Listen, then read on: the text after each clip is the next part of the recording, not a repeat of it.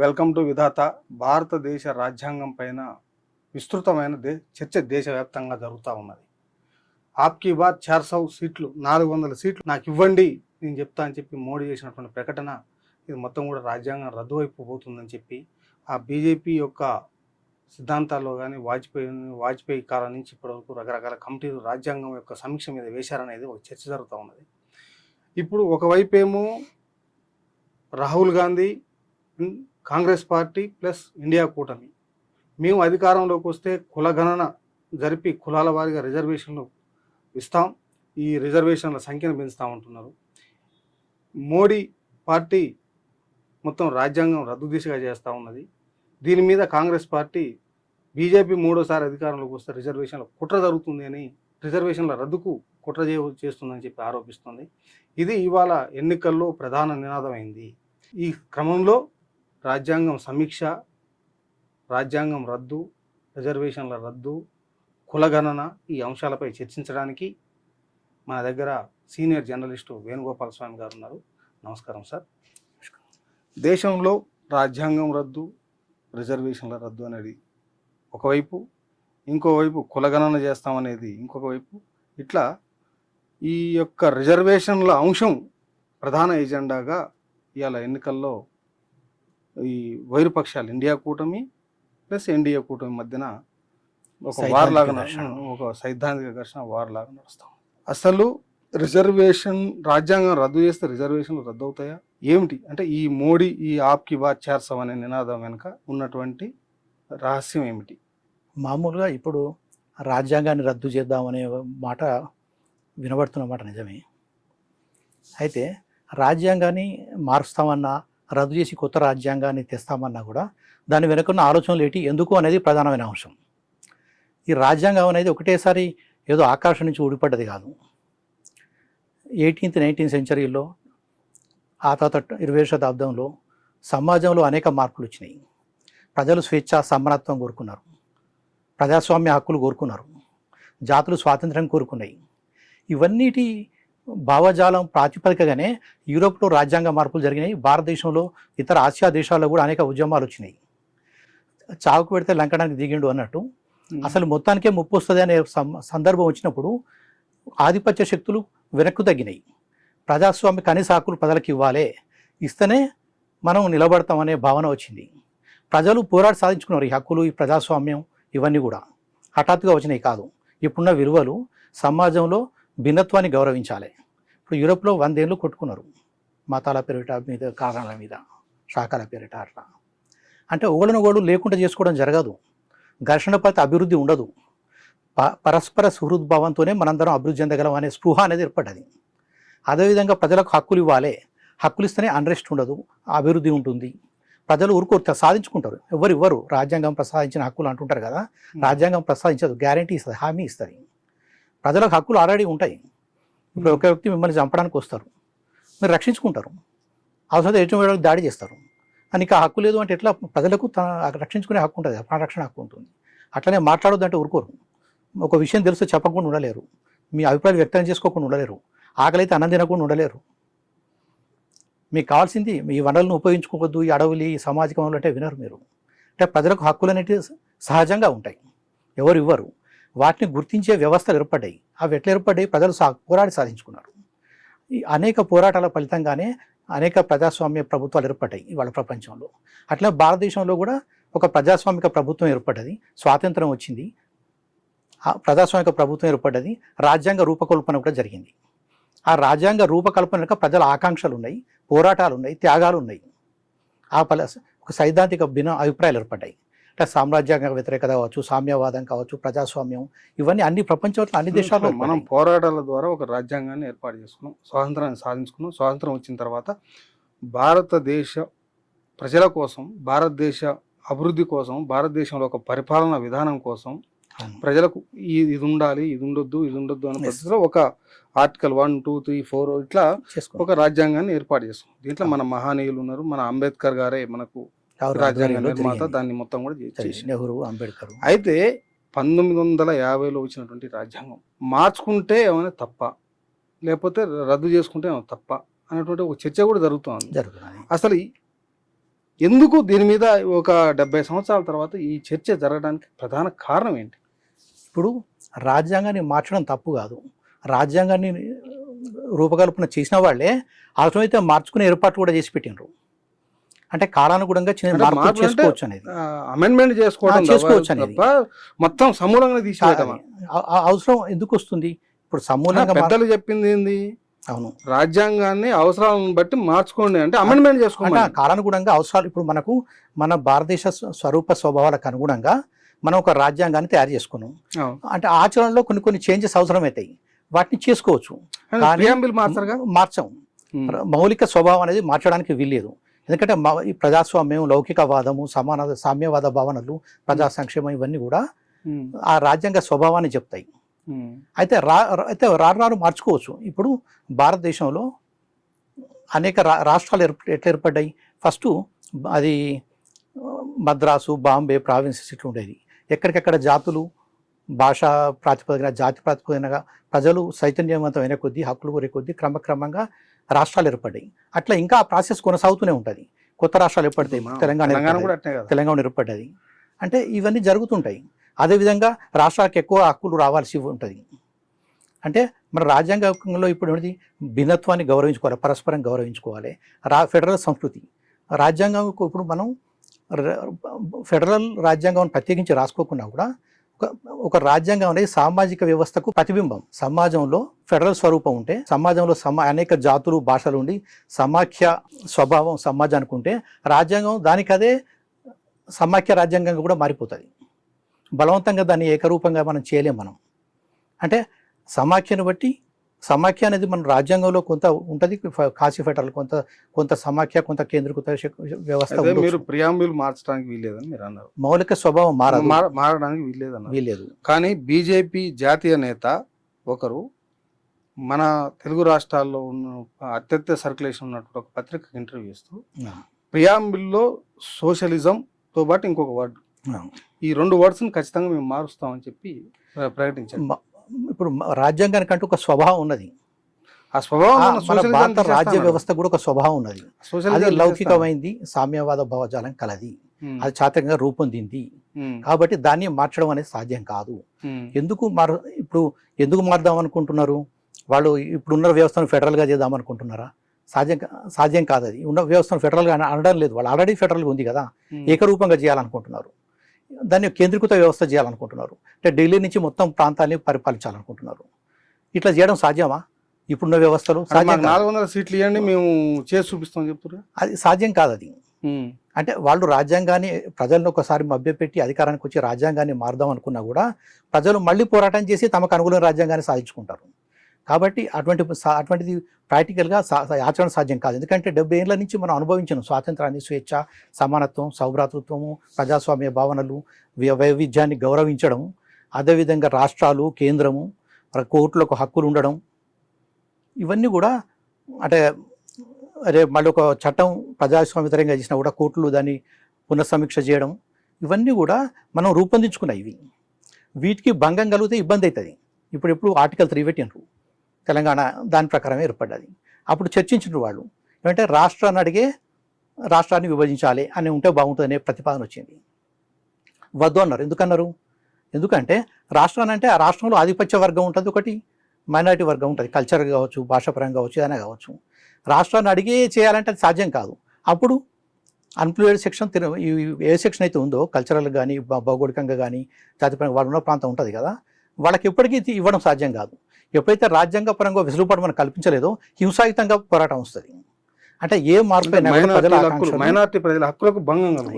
ఏ మార్పు అయినా కూడా ప్రజల ఆకాంక్షలు రాజ్యాంగ పరంగా వాటిని పరిష్కరించే ఏర్పాటు ఉండాలి. అది ఉన్నది కాబట్టి ఇప్పుడు మనం రాజ్యాంగ పరంగానే పోరాటం చేసినాం, తెలంగాణ రాజ్యాంగం సాధించుకున్నాం. లేకపోతే రాజ్యాంగేతరమైన ఉద్యమాలు, అవన్నీ పార్లమెంటరీ ఉద్యమాలు వస్తాయి. అంటే ఎప్పుడు కానీ రాజ్యాంగం మారుస్తాం అంటే మా చేతుల పని కాదు. అది ప్రజలు మళ్ళీ దాన్ని మార్పులకు వ్యతిరేకంగా పోరాడాల్సి వస్తుంది, అయితే సంక్షోభాలు వస్తాయి. రాజ్యాంగం రద్దు, సమీక్ష, దానికి సంబంధించినటువంటి ప్రియాంబుల్లో ఉన్నటువంటి సోషలిజాన్ని మారుస్తామని చెప్పి ఒకవైపు బీజేపీ అంటుంది. మరొక వైపు రాజ్యాంగాన్ని మార్చడం అంటే రిజర్వేషన్లను రద్దు చేయడానికి కుట్ర చేస్తుందని చెప్పి కాంగ్రెస్ పార్టీ తీవ్ర ఆరోపణ చేసింది. జాతీయ స్థాయిలో వేయాలి, అదే నేను ఆలోచించింది. దీని నుంచి ప్రధానమంత్రి మోడీనే మేము రిజర్వేషన్లు రద్దు చేయమని చెప్పి వివరణ ఇచ్చుకోవాల్సిన పరిస్థితి ఉంది. అవును. పరిస్థితి ఇక్కడ ఒక విషయం అసలు నిజంగా బీజేపీ యొక్క ఆలోచన ఏంటిది? కాంగ్రెస్ ఎందుకు దాన్ని బీజేపీ కావచ్చు అంటే ఏ పార్టీ అయినా ఆధిపత్య శక్తులు ఎప్పుడు కానీ ఒక యథాతథ స్థితిని కోరుకుంటాయి, సామాజిక మార్పు రావద్దని కోరుకుంటాయి. కానీ ప్రజలు సమాజం ఎప్పుడు మార్పు చెందుతుంటుంది. ఇప్పుడు 2000 ఏళ్ళ కింద 5000 ఏళ్ళ కింద ఇప్పుడు చూస్తే ఆ ఆటవిక దశ నుంచి చూసినా కూడా మార్పు అనేది అనివార్యం. 1000 ఏళ్ళ కింద ఉన్నప్పుడు లేదు, 500 కింద ఉన్నప్పుడు, 200 ఏళ్ళ కింద ఉన్నప్పుడు ఇప్పుడు లేదు. ఈ మార్పు వస్తుంటుంది, ఇక ముందు కూడా మారుతుంది. అది ఆ మార్పుకు అనుగుణంగానే ఏదైనా ఉండాలి. వ్యతిరేకంగా ఉంటే సాధ్యం కాదు అది ఒకటి. ఇంకోటి భారతదేశానికి స్వాతంత్రం వచ్చినప్పుడు పరిస్థితి వేరు. ఇప్పుడు అనేక బీసీలు, ఎస్సీలు, అనేక కులాలు అభివృద్ధి చెందినాయి. సామాజిక రంగంలో మార్పు ఎట్లయితే వచ్చిందో విద్యారంగంలో, ఉద్యోగ రంగంలో, రాజకీయ రంగంలో మార్పులు వస్తున్నాయి. ఇప్పుడు ఉదాహరణకు ఉత్తరప్రదేశ్ ఉంది, బీహార్ ఉంది. అక్కడ వెనుకబడిన తరగతులకు చెందిన వాళ్ళు అధికారానికి వచ్చినారు అనేక సార్లు, అనేక రూపాల్లో. వాటిని కూలగొట్టడం కూడా జరిగింది, 1960s కూడా జరిగింది. అయినా కూడా అది సాధ్యం కాలేదు. ఇప్పుడు ఇవాళ కాంగ్రెస్ అది బీజేపీని ఎవరైతే వ్యతిరేకిస్తున్నారు అంటే ఇవే వెనుకబడిన తరగతుల కులాల నుంచి వచ్చిన పార్టీలు ఉన్నాయి కదా, ఈ ఉద్యమాల నుంచి వచ్చిన పార్టీలు, వాళ్ళే సమాజ్వాదీ పార్టీ కావచ్చు, వీళ్ళది రాష్ట్రీయ లోక్దళ్ కావచ్చు, అవి వ్యతిరేకిస్తున్నారు సార్. రాష్ట్రీయ జనతాదళ్ కావచ్చు వ్యతిరేకిస్తున్నాయి, అడ్డులు వస్తున్నాయి బీజేపీని. అంటే ఎప్పుడైతే విపి సింగ్ అప్పుడు ఈ మండల్ ఇష్యూ అప్పుడు వచ్చిందో దానికి వ్యతిరేకంగా వెంటనే బీజేపీ రథయాత్ర తీసుకొచ్చింది.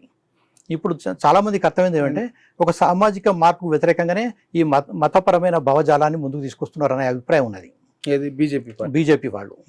బీజేపీ వచ్చిన తర్వాత బీజేపీలో ఈ వెనుకబడిన తరగతులకు మండల కమిషన్ ద్వారా రిజర్వేషన్లు వస్తున్నాయి కనుక మండల కమిషన్ అనేది వస్తే వాళ్ళు ఆ ఉద్యమాలు తీసుకొచ్చారు, రథయాత్ర అవన్నీ వచ్చింది మండల కమిషన్ వ్యతిరేకంగా, రిజర్వేషన్లకు వ్యతిరేకంగా. అయితే అందుకే ఈ రోజు రిజర్వేషన్లు రద్దు చేయడం కోసం కుట్ర జరుగుతుంది అని చెప్పి ఆరోపణ చేసింది. ఇంకొకటి ఏమిటంటే కులగణన అనే ఇష్యూ కూడా ముందుకు వస్తుంది. విషయం అంటే కులగణన ఎందుకు జరపడం లేదని ఆశ్చర్యకరమైన విషయం. ఎందుకంటే ఇప్పుడు ఒక సామాజిక మార్పు తేవాలి ఆధునిక వ్యవస్థలో. కులగణన సంగతి పక్క పెట్టు. బీజేపీ 2021 నాటికి జనగణన చేసి జనాభా సంఖ్యను ప్రకటించాలి. 2021లో కరోనా వచ్చింది కాబట్టి 1 సంవత్సరం ఆగింది అనుకో. కరోనా అయిపోయిన తర్వాతనైనా ఈ సెన్సస్ చేయాలి. అదే అసలు ఎందుకు చేయలేదు? చేస్తున్నారంటే కులగణన అనే ఇష్యూ ముందుకు వస్తుంది, దాన్ని వాళ్ళు చేసుకోలేరు అనేది ఒకటి ఉంది. సెన్సస్ ఒకటి ఎందుకంటే ఇప్పుడు ఒక మన ఆధునిక రాజ్య లక్షణం ఏంటంటే ఆధునిక వ్యవస్థ లోపల రాజ్యం అనేది సామాజిక ఆర్థిక మార్పు కోసం ఒక ఉపయోగపడాలి. అంటే ఇప్పుడు పూర్వం పోలీస్ స్టేట్స్ ఉండేవి, రాజరికాలు ఉండేది. అంటే ప్రజలను అణిచేసి పెట్టడం, ఇతర దేశాల నుంచి కనుక దండయాత్ర వస్తే కాపాడడం, ఇటువంటి కొన్ని ఉంటాయి. కానీ ఇప్పుడు ఏంటంటే ప్రజల సంక్షేమాన్ని చూడడం, సామాజిక మార్పుకు పాటుపడడం. ఇప్పుడు ఒక చోట కులాంతర వివాహాలు జరుగుతాయి, వాళ్ళను కులాంతర వివాహం చేసుకునే దాడులు జరుగుతుంటాయి. అటువంటి జరగకుండా చూడడం ప్రభుత్వ బాధ్యత. అనేక విషయాల్లో రాజ్యానికి ఇప్పుడు వరకట్న నిషేధానికి వ్యతిరేకంగా, వరకట్నాలకు వ్యతిరేకంగా నిషేధించడం అవన్నీ ఉంటాయి కదా. అంటే అనేకమైన ప్రభుత్వానికి అంటే ప్రభుత్వం బాధ్యత అది సామాజిక మార్పు తేవడం అనేది. సామాజిక మార్పు తేవాలంటే సమాజానికి సంబంధించిన స్టాటిస్టిక్స్ ప్రభుత్వం దగ్గర ఉండాలి. అంటే కులగణన చేయడం అనేది ఒక కులాలకు సంబంధించిన అంశం అని కాదు, మొత్తం సమాజానికి సంబంధించిన అంశం. ఇప్పుడు సామాజికవేత్తలు అధ్యయనం చేయాలన్నా కూడా, పాలసీ మేకర్లు పాలసీలు చేయాలన్నా కూడా వివరాలు ఉండాలి. ఎందుకు పాలకులు దాన్ని చేయడం లేదు? అదే సామాజిక మార్పును కోరుకోవడం లేదు వీళ్ళు. సామాజిక మార్పును కోరుకోదలుచుకున్నట్టయితే వాళ్ళు అధ్యయనం చేయాలి. అయితే అదొక ఇష్యూగా ఇప్పుడు తీవ్రమైన ఇష్యూగా ముందుకు వచ్చినప్పుడు ఇలా 2 కూటముల మధ్యన ఇండియా వర్సెస్ ఇండియా మధ్యన, అవును ఇండియా మేము కులగణన చేస్తాం, అవును అవసరమైతే రిజర్వేషన్లు పెంచుతాం, జనాభా ప్రాతిపదికన కులాలకి వెనకబడిన కులాలను తీసుకురావడం కోసం చేస్తాం అని చెప్పి వీళ్ళు చెప్తున్నారు. కానీ ఎన్డీఏ ఎజెండాలో కానీ మేనిఫెస్టోలో కానీ అసలు కులగణన చేస్తామని కానీ గణన గురించి ప్రజల నుంచి విస్తారంగా ప్రజాబాహుళ్యం నుంచి వచ్చిన ఒత్తిడి వల్ల ప్లస్ స్వాభావికంగా కావచ్చు, ఏ కారణంగా కావచ్చు, ఇండియా కూటమి అనేది చేస్తామంటుంది. అది అభివృద్ధికరమైన ఒక వాదన చేస్తామనేది. ఎందుకంటే స్టాటిస్టిక్స్ అనేది ఉంటే మనం ఏ నిర్ణయాలనే తీసుకుంటాం. అది స్టాటిస్టిక్స్ తీసుకోవడానికి కూడా వెనకాడడం ఎందుకు? తీసుకోవాలి.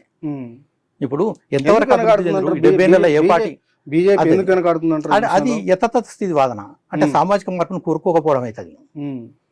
ఉన్న పరిస్థితిని కొనసాగించాలి అనేది. నిజానికి ఇప్పుడు మనం అనుసరిస్తున్న విధానాలు కరెక్ట్వేనా కాదా అనేది కూడా తెలుస్తుంది. బీజేపీ యథాతథవాది అని మీరు అంటున్నారు. ఈ 10 సంవత్సరాల కాలంలో బీజేపీ ఏం చేయలేదు, అసలు ఏం చేసింది అంటారు మీరు? యథాతథవాదంతో కూడా రెండు మార్పు అనేవి ఎటువంటి వచ్చినాయి, ముందుకు పెట్టి వచ్చినా వెనక్కు నెట్టి ఎట్టి వచ్చినాయి అంటే ఆహా. స్టాటిస్టిక్స్ ప్రకారంగా చూస్తే ఉమ్. అనేక మెజారిటీ వర్గాలకు నష్టమే జరిగింది అనే వాదన ఒక ఎలా? బలంగా ఉంది. ఎలా అదే ఉంది. అంటే స్టాటిస్టిక్స్ మనం చూస్తున్నట్టయితే ఉమ్. మనకు అనేక రంగాల్లో వాళ్ళు రాజకీయ ఎంపవర్మెంట్ కానీ ఆర్థికంగా కానీ ఇవన్నీ అట్టడుగు వర్గానికి ఇంకా నష్టపోయినాయి. దాదాపు 52 స్టాటిస్టిక్స్ మనం చూసినట్టయితే గణాంకాలు 40లో భారతదేశం వెనుకబడ్డది. ఆకలి, నిరుద్యోగం ఇట్లా ఉంటాయి కదా, అనేక రంగాల్లో వెనుకబడినది ఒకటి. రెండోది ప్రజాస్వామ్య పరంగా చూస్తే మనకు పార్లమెంటరీ వ్యవస్థ బలహీనపడ్డది. రాష్ట్రాల మీద దాడులు కూలగొడుతున్నారు, రాష్ట్ర ప్రభుత్వాన్ని కూలగొడుతున్నారు. గవర్నర్ వ్యవస్థ దుర్వినియోగం అవుతున్నది. తర్వాత ఇప్పుడు ఈ ఎలక్షన్ కమిషన్ లాంటివి ఉంటాయి కదా, అనేక ప్రజాస్వామిక వ్యవస్థలు నిర్వీర్యమవుతున్నాయి. అంటే ప్రజాస్వామ్యంగా వెనుకడుగు వేస్తున్నాం. మార్పు అంటే మనకు ముందడుగు వేయాలి, మార్పు అంటే అభివృద్ధి చెందాలి, ప్రజాస్వామ్యం ఇంకా పరిపుష్టం కావాలి. కానీ వీడు ఇటువంటి 10 ఏళ్లలో మనకున్న అనుభవం, చేదు అనుభవాల దృష్ట్యా రాజ్యాంగాన్ని మారుస్తాం అంటే వాళ్ళు ఉన్న ప్రజాస్వామ్యానికి హాని కలిగిస్తాం అనే భయాందోళన ఉండడం సహజం. అదేవిధంగా ఈ కులాల పరంగా కూడా స్టాటిస్టిక్స్ తీసుకోకపోవడం కూడా అదొక ప్రజా వ్యతిరేక చర్య అవుతుంది. ఈ 2 విషయాలు. ఈ 2 పార్టీలను చూసినట్టయితే పరిపాలన నెహ్రూ, ఇందిరా ఒక ప్రత్యేకమైనటువంటి ఒక ముద్రను వేశారు. ఆ తర్వాత మోడీనే ఒక ముద్ర వేశాడు. ఈ ముగ్గురు మధ్యనటువంటి తేడా, ఈయన వేసిన ముద్ర ఏంది, వాళ్ళు వేసిన ముద్ర ఏంది, మీరు స్పష్టమైన తేడా అని చెప్పగలరు? నెహ్రూ స్వయంగా ప్రజాస్వామిక వ్యవస్థలను స్వయంగా అనుభవించుండు. ఇంగ్లాండ్ వెళ్ళి అక్కడ వెళ్ళిన తర్వాత అంటే పార్లమెంట్ ఇప్పుడు అంతకుముందు రాజరికాలు ఉండే, వలస పాలన ఉండే, ఆయన స్వయంగా చూసిండు ఆయన. తర్వాత అక్కడ పార్లమెంట్లో చర్చలు జరుగుతాయి, ప్రైమ్ మినిస్టర్ను విమర్శిస్తారు, కోర్టులు కొట్టేస్తాయి, పత్రికల్లో కార్టూన్లు వేస్తారు. ఇవన్నీ మనలో చూసినారు వాళ్ళు. అంటే నా దేశంలో అప్పటి మేధావులు ఏమనుకున్నారంటే, ఈ విద్యావంతులు నెహ్రూ కానీ మిగతా వాళ్ళు, నా దేశంలో ప్రజాస్వామ్యం ఉండాలి, ప్రజాస్వామిక వ్యవస్థలు ఉండాలనేది. ప్రతిపక్షాలు విమర్శిస్తే ఆయనకు అభ్యంతరం లేదు, ఇట్లానే ఉండాలి, ఇటువంటి వ్యవస్థను డెవలప్ చేయాలని కోరుకున్నాడు ఆయన, ఫౌండర్. అది కోర్టులు కానీ వ్యతిరేకించలేదు, పత్రికలను వ్యతిరేకించలేదు, ఇటువంటి చేసిండు. పారిశ్రామిక పునాదిని ఏర్పాటు చేసిండు, వైజ్ఞానిక పునాదిని ఏర్పాటు చేసిండు. మనకంటూ ఇప్పుడు అన్ని రంగాల్లో, ఇప్పుడు అంతరిక్షం కావచ్చు, అణు విద్యుత్ కావచ్చు, ఇవన్నీ చెప్తున్నాం కదా, అన్ని రంగాల్లో పునాదులన్నీ నెహ్రూ టైంలో పడ్డాయి. ప్లస్ విదేశీ శక్తులు రాకుండా, విదేశీ పరిశ్రమలు రాకుండా ఇందిరాగాంధీ వరకు కూడా కట్టడి జరిగింది మన వ్యవస్థలో ఉండడం అనేది. అప్పుడు ఏమిటి, ఆకలి, పేదరికం ఇవన్నీ ఉన్నాయి కదా, అవన్నీ ఒకేసారి ఎదుర్కోవడం సామాన్యమైన విషయం కాదు. వాటిని ఎదుర్కొంటూనే విదేశాలు విభజించి పాలించే ఒక విధానాలను అమలు చేసినాయి. ఇప్పుడు మనం శ్రీలంక చూస్తున్నాం కదా, అనేక చోట్ల సైనిక నియంతృత్వాలు తీసుకొచ్చిండ్రు వాళ్ళు. అంటే విదేశీ కుట్రలతోని పాకిస్తాను, బంగ్లాదేశ్ చూస్తున్నాం కదా, ప్రభుత్వాన్ని కూలగొట్టిండ్రు. అవి ఇక్కడికి రాకుండా అడుకట వేసిండు. తర్వాత 500 నుంచి 600 దాకా విదేశీయుల జోక్యాన్ని చేయకుండా ప్రజాస్వామ్యాన్ని కాపాడిండు. రెండోది, అప్పుడు భారతదేశం బలహీనంగా ఉన్నది. దాదాపు 500-600 స్వదేశీ సంస్థలన్నీ భారతదేశంలో కలిపారు. అక్కడ పాకిస్తాన్ పక్కకున్న ఒక ముస్లిం మెజారిటీ ఉన్న రాష్ట్రం కాశ్మీర్. పటేల్ ఏమన్నాడు, కాశ్మీర్ వదిలిపెడదామన్నాడు. అయినా అనకుండా కూడా జాగ్రత్తగా షేక్ అబ్దుల్లాతో స్నేహం చేసి అక్కడ ఒక సిచ్యువేషన్, వాడు రెఫరెండం జరపమన్నారు. జరిపితే మన ఇండియా వైపు రాకపోవచ్చు అనుకొని అతడు ఏం చేసిందంటే పావులు కదుపుకుంటూ వెండు, చాలా జాగ్రత్తగా చేసుకుంటూ పోయి ఈ ప్రాంతం అంతా మన దగ్గర కాశ్మీర్ ఇండియాలో ఉంటట్టుగా చూసిండు ఆయన. ఇప్పటికే సాధ్యం కాదు అది. అంటే ఇంటర్నేషనల్ లెవెల్లో అప్పుడు సెకండ్ వరల్డ్ వార్ అయిన తర్వాత చాలా ఊచకోతలు, యుద్ధాలు, మానవహోమాలు చూసిన తర్వాత ఒక ప్రజాస్వామిక వాతావరణం ఏర్పడ్డది. అంటే ఒక దేశం ఇంకో దేశం మీద దాడి చేయకూడదు, ప్రజాస్వామ్యాన్ని గౌరవించాలి, దేశాలు ఒకటి జోక్యం చేసుకోవద్దు, ఆక్రమణలకు పాల్పడకూడదు. ఇటువంటి అభిప్రాయం ప్రపంచవ్యాప్తంగా చాలా బలంగా ఉండేది. అంతర్జాతీయ స్థాయిలో ఐక్యరాజ్య సమితి సూత్రాలు చాలా బలంగా అమలైనవి, అంతర్జాతీయ సూత్రాలు. అటువంటి టైంలో చాలా చాకచక్యంగా భారతదేశంలో ఉన్న చిన్న చిన్న రాజ్యాల్ని కలిపేసుకొని దేశ సమైక్యతను కాపాడడం అనేది జరిగింది. అది నెహ్రూ సాధించింది. అది వేరే వాళ్ళతో అంత ఈజీగా జరిగేది కాదు. అంటే ఇటువంటి అంతర్జాతీయ వాతావరణంలో కూడా కాశ్మీర్ కూడా నెహ్రూ టాక్ట్ఫుల్గా ఉండకపోతే, ఇప్పుడు పటేల్ చెప్పినట్టయితే కాశ్మీర్ ఉండకపోయేది. ఇప్పుడు కానీ ఇవాళ బీజేపీ కానీ ఆర్ఎస్ఎస్ కానీ పరివార శక్తులు మొత్తం కూడా నెహ్రూ కారణంగానే ఇవాళ కాశ్మీర్ లో మొత్తం ఈ విధ్వంసంతో జరగడానికి కారణం నెహ్రూనే. నెహ్రూ అదే విఫలం అయ్యాడు చేస్తున్నారు. అంటే ఎవరైతే ఒక జాతీయవాదిగా నెహ్రూ నేషనల్ డ్రెస్ అంటూ ఒకటి తయారు చేసుకున్నాడు. అంటే తను అందరికి అలవాటు చేయడం కోసం జాతీయ క్యాలెండర్లు, మనకంటూ ఒక శకం ఉండాలి. రేపటి రోజు మనదే దేశం అయితే మన శకం ఇది అవుతుంది. అంటే ప్రతి ఒక్కటి కూడా జాతీయ దృక్పథంతో ఆలోచించాడు ఆయన. అంటే ప్రతి ఔనరు అంటే ఇవన్నీ మన శాలివాన శకనం ఇవన్నీ కూడా తీసుకోవడం కూడా ఇవన్నీ కూడా ప్రతి రంగంలో జాతీయవాద దృక్పథం ఉంది ఆయన చేసే దాంట్లో. ఒక తూర్పు దేశాల దృక్పథం ఉన్నది. ఇతర దేశాల్లో ప్రజాస్వామ్య ఉద్యమాలు ఉంటే మద్దతు ఇచ్చిండు, సామ్రాజ్యవాదానికి వ్యతిరేకంగా ఫాసిజానికి వ్యతిరేకంగా కొట్లాడిండు. కాబట్టి విదేశీ శక్తులు మన నెహ్రూను బదనాం చేయాలని చూస్తాయి కదా. ఎందుకంటే అతడుకుండే జాతీయత మనం వ్యతిరేకించాల్సిన అవసరం లేదు. అంటే మన దేశం కోసం ఆయన పాటుపడ్డాడు కాబట్టి అటువంటి ప్రచారాలకు గురై ఎవరైనా చేస్తున్నారు అంటే అది విదేశీ శక్తులకు అనుకూలమైన ప్రచారంగా. ఎందుకు బీజేపీ లాంటి పార్టీలు నెహ్రూ మీద దాడి ఎక్కువ పెట్టినాయి? అదే అది మన భారతీయులు భారత జాతీయత ఉన్నవాళ్ళు నెహ్రూను విమర్శించాల్సిన అవసరం లేదు. అతడు సాధించిన విజయాలు అపారమైనవి. అంటే భారతదేశాన్ని నిలబెట్టడమే ఆయన సాధించిన విజయం, ప్రజాస్వామ్యం నిలబెట్టడమే ఆయన సాధించిన గొప్ప విజయం. మనం ఎవరు వ్యతిరేకిస్తారు? మన దేశం అభివృద్ధి చెందడాన్ని, మన దేశం ప్రజాస్వామికంగా ఉండవడాన్ని వ్యతిరేకించే వాళ్ళు మాత్రమే నెహ్రూను వ్యతిరేకిస్తారు. ఇందిరాగాంధీ, మోడీ, నెహ్రూ యొక్క పాత్ర భారతదేశాన్ని ప్రజాస్వామికంగా నిర్మించడంలో ఉన్నాను. ఇందిరాగాంధీ ఏం చేసింది, మోడీ ఏం చేశారు ఈ దేశంలో? సరే, ఆయన స్వాతంత్రం వచ్చిన తర్వాత నిర్మాణంలో ఉన్నారు. తర్వాత నిర్మాణం జరిగిన తర్వాత అభివృద్ధి అవుతున్నటువంటి క్రమంలో వీళ్ళిద్దరు సుదీర్ఘకాలంగా ప్రధానంగా చేశారు కదా. అవును, అంటే కీలకమైన ఒక బ్రాండ్. ఇప్పుడు ఇందిరాగాంధీ అంటే ఒక బ్రాండ్, అట్లా మోడీ అంటే బ్రాండ్. ఇందిరాగాంధీ వరకు కూడా ఆ విధానాలు కొనసాగినాయి. ఇందిరాగాంధీ మరింత సామ్యవాద విధానాలను అమలు చేశారు. ఎందుకంటే పేదలు విస్తారంగా ఉన్నారు, మార్పు తొందరగా రావాలనే ఉద్దేశంతో ఇప్పుడు 20 సూత్రాల ఆర్థిక పథకం ఇవన్నీ చూసినట్టయితే మనం చాలా కింది స్థాయిలో ఉన్న పేదరికంలో ఉన్న ప్రజలందరికీ అభివృద్ధికి ఒక కార్యక్రమాన్ని, సామ్యవాద విధానాన్ని తీసుకొచ్చింది. బ్యాంకుల జాతీయ అన్ని చేసుకొచ్చింది ఆమె. అప్పటి నుంచి కూడా భారతదేశం సవ్యమైన దిశలో నడిపించింది. అంటే మూడవ ప్రపంచ దేశానికి అనుగుణమైన ఒక విధానాన్ని ఆమె నడిపించగలిగారు. ఆ తర్వాత మోడీ వచ్చిన తర్వాత ఇప్పుడు 2 రకాలే జరుగుతున్నాయి. ఒకటో విదేశీ శక్తుల్ని మేక్ ఇన్ ఇండియా అంటున్నారు. మేక్ ఇన్ ఇండియా అంటే అందరూ భారతదేశాలు తయారు చేయరు. విదేశాలు వచ్చి మన వనరులను ఉపయోగించుకొని చౌకగా ఉచితంగా ఉపయోగించుకొని వస్తువులు తయారు చేసి అమ్ముకుంటారు ఇతర దేశాలకు మన దేశంలో. అది అంటే మన దేశంలో మన స్వదేశీ విధానం, ప్రదేశీ విజ్ఞానం పెరిగేటట్టుగా ఏం జరుగుతలేదు. విదేశీ కంపెనీలకు బాగా తలుపులు తెరిచి అది స్వదేశీ అనడం, మేక్ ఇన్ ఇండియా అనడం అనేది అదొక హాస్యాస్పదంగా ఉంటుంది తప్ప అది దేశానికి అనుగుణమైన విధానాలు కావవి. నెహ్రూ, ఇందిరాగాంధీ ఉన్నప్పుడు విధానాలకు విరుద్ధంగా జరుగుతున్నది.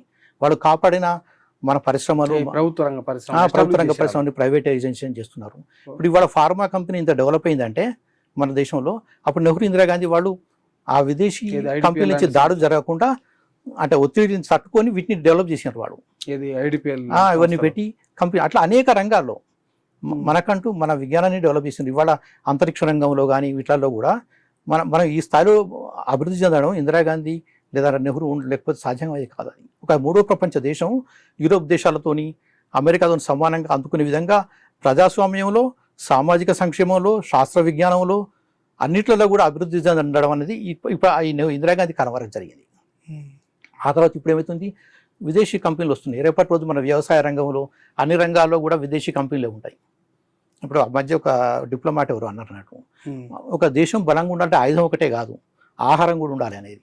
మన ఆహార రంగం మన చేతిలో ఉండదు, వ్యవసాయ రంగం మన చేతిలో ఉండకపోతే మనకు ఆ సార్వభౌమత్వాన్ని, మన స్వతంత్రాన్ని మనం కాపాడుకోలేము.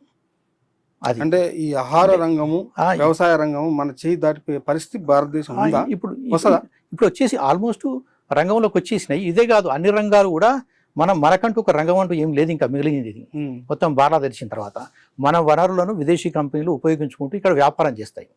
అప్పుడు ఒకప్పుడు ఇక్కడ నుంచి పత్తి కావచ్చు, ఇతర అన్ని ఇంగ్లాండ్ పోయి అక్కడ వస్తువులు తయారు చేసుకొచ్చి ఇక్కడికి వచ్చి అమ్ముతారు వలసవాదం కాలంలో. ఇప్పుడు ఎట్లవుతుందంటే ఆయా కంపెనీలు ఇక్కడికి వస్తున్నాయి, మన మానవ వనరులను చౌకగా ఉపయోగించుకుంటాయి. మన అడవులు, నీళ్లు, భూమి అన్నీ కూడా మనం వాళ్ళకి ఇవ్వాలి, ఇచ్చి వాటికి కావాల్సిన ఇన్ఫ్రాస్ట్రక్చర్ ఉపయోగించాలి. ఇవన్నీ జరుగుతాయి అన్నట్టు. అంటే వాటిని వాడుకొని వాళ్ళు వ్యాపారం చేసుకుంటున్నారు. వచ్చినప్పుడల్లా మన ప్రపంచంలో ఇతర దేశాల అనుభవాలు చూస్తే ఎక్కడైతే ఈ ప్రపంచీకరణ పేరుతో లేదా విదేశీ పెట్టుబడులు వస్తాయో ఆ దేశాల్లో ప్రజల బతుకులు చిన్నాభిన్నమయ్యాయి, దిగజారుతాయి. మన దేశంలో కూడా అదే జరుగుతున్నది కూడా. అంటే మనకంటూ మన భూమి మీద, మన వనరుల మీద మన హక్కులే కోల్పోతున్నాం మనం. ఇప్పుడు దాన్ని ఇంకా వేగం అవుతుంది, మోడీ వచ్చిన తర్వాత అది వేగవంతమైంది. ఇప్పుడు ప్రధానంగా ఈ 2 రాజకీయ పార్టీల మధ్యన రిజర్వేషన్ల అంశమే చర్చకు వచ్చింది. నేను కులగణన చేస్తాను, అధికారంలోకి వస్తే అందరికీ రిజర్వేషన్లు ఇస్తాను అని చెప్పి ఇలా కాంగ్రెస్ పార్టీ బల్లగుద్ది ప్రకటిస్తుంది. నేను రిజర్వేషన్లకు వ్యతిరేకం కాదు అని చెప్పి డిఫెన్స్లో బీజేపీ మాట్లాడుతుంది. రాజ్యాంగం మారుస్తాం అనే విషయాలు మాత్రం చాలా స్పష్టంగా చెప్తారు. మేము సోషలిజం అనే పదాన్ని ఎత్తేస్తాం, దీన్ని ఎత్తేస్తాం, దాన్ని ఎత్తేస్తాం అని చెప్తారు. ఈ ఎన్నికల సందర్భంగా బీజేపీని వర్సెస్ ఇండియా కూటమిలో ఈ రెండింటిలో ఈ విధానాన్ని మనం ఏ విధంగా అర్థం చేసుకోవచ్చు? వీళ్ళ పాలసీని కులగణన జరపడం అనేది సామాజిక మార్పుకు దోహదపడేది, అది అభ్యుదయకరమైన ఆలోచన. అది సమాజంలో అంటే ఒక సమాజాన్ని అభివృద్ధి చెందాలంటే ఏ ఏ వర్గాలను ఏ స్థాయిలో ఉన్నాయనేది ఒకటి తెలవాలి మనకు. అంటే సామాజికవేత్తలు పరిశోధన చేయాలన్నా, విధానకర్తలు విధానాలు రూపొందించాలన్నా కూడా ఏ వర్గాలు ఎట్లున్నాయి, ఏ విధానాలు అనుసరించాలన్నది ఒకటి తెలియాలి. అది అది గణాంకాలు ఉండాలి. అంటే కులగణన చేయడం అనేది అవసరం, అది అభ్యుదయకరమైన ప్రతిపాదన, అది ఆ వాదనే సరైనది. మోడీ నేను రిజర్వేషన్ రద్దు చేయట్లేదు అని చెప్పి ప్రకటించాను. ఊరికే తెలంగాణకు వచ్చినప్పుడు అదే మాట ప్రకటిస్తాం. దాని మీద రేవంత్ రెడ్డి మీద కేసులు కూడా పెట్టారు. రెండో వైపు వాళ్ళు రద్దు చేస్తా అంటారు, నేను కులగణన చేసి రిజర్వేషన్లు మొత్తం నడుపుతా అంటున్నారు. ఈ రెండు పార్టీలు చేస్తున్నటువంటి ఈ నినాదాల్లో ఏ పార్టీ నినాదాన్ని ఎంత మేరకు విశ్వసించవచ్చు? ఇక్కడ ఏంటంటే ఒక 10 ఏళ్ళు మోడీ పరిపాలించిండు. నేను ఏం చేస్తా అని చెప్పడం కాదు, ఈ 10 ఏళ్ళు ఏం చేసినామని చెప్పాలి. నేను పేద ప్రజలకు ఈ పని చేసి పెట్టినా, నేను దళితులకు ఈ పని చేసి పెట్టినా, నేను దళిత అభివృద్ధికి ఈ స్టాటిస్టిక్ ప్రకారం ఇట్లా అభివృద్ధి చెందినరు, వెనుకబడిన తరాలు ఈ స్థాయిలో అభివృద్ధి చెందినరు, ఈ స్థాయిలో రాష్ట్రాలకు అధికారాలు ఇచ్చినాం, ఈ స్థాయిలో ప్రజాస్వామ్యాన్ని గౌరవించినాం, ఇవన్నీ 10 ఏళ్ళలో ఏం చేసినావు మోడీ చెప్పాలి. ఇప్పుడు కాంగ్రెస్ పార్టీ నేను ఫలానా చేయబోతున్నా అని చెప్పడం వేరు. సరే, నెహ్రూ అప్పుడు ఇందిరాగాంధీ సాధించిన విషయాలు చాలా ఉన్నాయి, కానీ ఇక ముందు వీళ్ళు వస్తే ఇప్పుడు వీళ్ళు ఏం చెప్తారు అనేది వీళ్ళు చెప్పొచ్చు. 10 సంవత్సరాలు ప్రతిపక్షం వీళ్ళు రేపు వస్తే ఇది చేస్తామని చెప్పొచ్చు వీళ్ళు. కానీ మోడీ ఏం చేయాలి? 10 ఏళ్ళలో ఏం చేసినా అని చెప్పాలి, దేశాన్ని ఎట్లా అభివృద్ధి చేసినామని చెప్పాలి. ఇప్పుడు సడన్గా లాక్డౌన్ విధించారు, ఎంత వ్యయప్రస పేద ప్రజలు ఎంత నష్టపోయినారు కదా. సడన్గా నోట్లు రద్దు చేసినారు, అది దానివల్ల వచ్చింది ఏంటిది? ఏం లేదు. కానీ ఒక అప్రజాస్వామిక ఆలోచన విధానం, అది ప్రజాస్వామ్యక వ్యతిరేక విధానాలు మంచిది కాదు. సో ప్రజాస్వామ్యంలో దాంట్లో పార్లమెంట్లో చర్చ ఉంటుంది, ప్రజల్లో సమాజంలో చర్చ జరుగుతుంది. ఒక్కోసారి పత్రికలు కొన్ని విషయాలు చెప్తారు, ఇవి చేయబోతున్నాం అనేది, సమాజంలో చర్చ జరుగుతుంది, పార్లమెంట్లో చర్చ, క్యాబినెట్ కూడా తెలియకుండా నిర్ణయాలు తీసుకోవడం అనేది అది అప్రజాస్వామికం. అది ఎందుకంటే అకౌంటబిలిటీ అనేది పార్లమెంట్ ఉంటారు కదా, పార్లమెంట్లో కూర్చోవాలి, పార్లమెంట్లో చర్చ ఇవ్వాలి, ప్రజలు వాళ్ళు అడిగిన ప్రశ్నలకు జవాబు ఇవ్వాలి, ప్రెస్ కాన్ఫరెన్స్లో కూర్చోవాలి, ప్రజలు వాళ్ళు అడిగిన ప్రశ్నలకు జవాబు ఇవ్వాలి. ఒక ఇంటరాక్షన్ కాన్స్టెంట్గా ఉండాలి ప్రజాస్వామ్యంలో, సంభాషణ అనేది. అది జరుగుతలేదు 10 ఏళ్ళ నుంచి. అదేవిధంగా అనేక నిర్ణయాలు ప్రజలకు అనుగుణమైనవి, ప్రజల సంక్షేమం గురించి తీసుకున్నామని వాళ్ళు చెప్పాలి. మోడీ ఈ 10 ఏళ్లలో నేను ఏం చేసినో చెప్పట్లేదు కనుక అతని మాటని విశ్వసించే పరిస్థితి లేదనేది మీరు అంటురా? అది ప్రజలు ఏమనుకుంటున్నారని తెలుసు, అది చెప్పడం లేదు వాళ్ళు ఫస్ట్. అది ప్రజలకు ఎటువంటి సందేశాన్ని ఇస్తుంది? నేను చేసినా అని చెప్పలేని పరిస్థితుల్లో ఉన్నప్పుడు ప్రజలకు ఇచ్చే సందేశం ఉద్వేగాలు రెచ్చగొట్టడం కాదు, ప్రజలకు అభివృద్ధి కోసం, దేశాన్ని బలోపేతం చేయడం కోసం ఈ పనులు చేసినాం అని చెప్పగలిగి ఉండాలి. అంటే ఆర్థికంగా డెవలప్ చేసిన, స్ట్రెంథెన్ చేసిన అంటే ప్రజల ఆర్థిక వ్యవస్థ ఇప్పుడు సామాజిక సంక్షోభం ఎందుకు రాదు అంటే ఇన్ఈక్వాలిటీస్ తక్కువ ఉన్నప్పుడు సంక్షోభం రాదు. ఇప్పుడు అమెరికాలో గ్రేట్ డిప్రెషన్ వచ్చిన తర్వాత ఏం జరిగిందంటే ఏమైతుంది, కొనుగోలు శక్తి పడిపోయిన తర్వాత ఇండస్ట్రీస్ అని కుప్పకూలిపోతాయి. అంటే సామాన్యుడి నుంచి మొత్తం జరగలాగా విరుచుక తింటే ఏముండదు, కొనుగోలు శక్తి పోతుంది. అది అంటే అప్పుడు న్యూ డీల్ అని చెప్పి సంక్షేమ పథకాలు అవన్నీ అమలు చేసుకొచ్చినారు వాళ్ళు. అంటే ఈ సంక్షేమ పథకాలు ఒక ప్రజల కోసమే కాదు, పరిశ్రమలకు కూడా లాభదాయకమైంది అన్ని రంగాల్లో. అంటే ఈ సంక్షేమ పథకాలు, ప్రజానుగుణమైన చర్యలు అనేవి మోడీ ప్లాన్లో ఇవి చేసి నేను ప్రజల ఆర్థిక పరిస్థితి ఈ స్థాయిలో అభివృద్ధి చేసిన, ప్రజలు ఈ విధంగా వాళ్ళ కొనుగోలు శక్తి ఇట్లా పెరిగి, అంటే పేద ప్రజలు, విస్తారమైన మెజారిటీ ప్రజలు ఏ స్థాయిలో ఉన్నారు అని చూసుకుంటే అది పెద్దగా దిగజారిపోయినది తప్ప, పేదరికం అనేది పెరిగిన తప్ప తగ్గలేదు. ఆకలి ఇవన్నీ ఉంటాయి కదా. అంటే స్టాటిస్టిక్స్ చూస్తే బాధిత స్థితి దిగజారింది. ఈ ఇండియా కూటమి చేస్తున్నటువంటి కులగణన నినాదం మీద, ఈ రిజర్వేషన్లకు సంబంధించిన దాని మీద ఎంతవరకు విశ్వసించవచ్చు? వాళ్ళు చేస్తామంటున్నారు, వాళ్ళు ఒక స్టైడ్ తీసుకున్నారు వాళ్ళు కదా. వాళ్ళు చేస్తామనేటి వాళ్ళు చేస్తామనే దాన్ని బట్టి మనం ఒక అభ్యుదకరణ ప్రతిపాదన చేసినారని మనం గుర్తించవచ్చు. వీళ్ళు 10 ఏళ్ళు ఏం చేయలేదు కదా అది. కాబట్టి తప్పనిసరిగా వాళ్ళు చేస్తామనే దాన్ని మనం కన్సిడరేషన్లో తీసుకోవాలి. అదే బీజేపీ విషయంలో వాళ్ళు ఏం చేసింది అనేది ప్రాతిపదిక వేసుకోవాలి. అది ప్రజలకు అనుగుణమైన ఉన్నాయా లేవా ఈ వాదనలు అనేది మనం తీసుకోవాల్సి ఉంటుంది. పరిపాలనలో 10 సంవత్సరాలు అధికారంలో ఉన్నటువంటి ప్రభుత్వం నేనేం చేసినో చెప్పకుండా నేను రిజర్వేషన్లు రద్దు చేయనని ఒక 4 మాటలకు మాత్రమే చెప్తుంది. కాంగ్రెస్ పార్టీ నిర్దిష్టంగా కులగణన చేసి రిజర్వేషన్లు కల్పిస్తామని చెప్తుందని చెప్పి మన జర్నలిస్టు వేణుగోపాల్ స్వామి గారు చెప్తా ఉన్నారు. థ్యాంక్ యూ అండి, మా స్టూడియోకి వచ్చి ధన్యవాదాలు.